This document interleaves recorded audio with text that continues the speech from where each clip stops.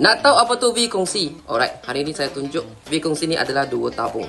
Tabung pertama adalah tabung perkongsian, iaitu kita berlakunya perkongsian. Sebagai contoh, hari ini kita ada 3,500 orang. Kalaulah dalam 3,500 orang tu ada yang masuk ke hospital, ada yang masuk dekat klinik yang perlu rawatan sebanyak 35,000. So guys, you ambil 35,000 bahagi dengan 3,500, maksudnya setiap orang kena bayar perkongsian sebanyak RM10. Betul tak? So, dekat sini bulan tu adalah RM10. Satu lagi tabung adalah tabung yuran. Untuk yuran ni sangat senang saja. Kalau you join V kongsi, kita ada 3 bayaran. Bayaran pertama adalah bulan-bulan adalah RM40.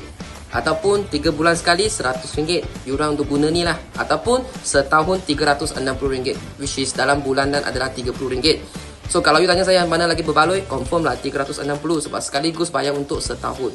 So, yang ni adalah yuran macam you kita pakai Netflix. Bulan-bulan kita bayar RM30. Plus, yang ni adalah total sharing. Kalau bulan tu, ada case yang macam tadi, kita share RM10. So, 30 campur 10, bulan tu adalah total RM40. Kalau bulan tu tak ada sharing, dia adalah kosong. So, maksudnya you hanya perlu bayar 30 saja. Kalau bulan tu, ada je sharing, tapi ada tak maksimum? Yes. Maksimum perkongsian adalah RM50 sebulan. Jadi, kalau tu maksimum adalah 30 campur 50 adalah RM80.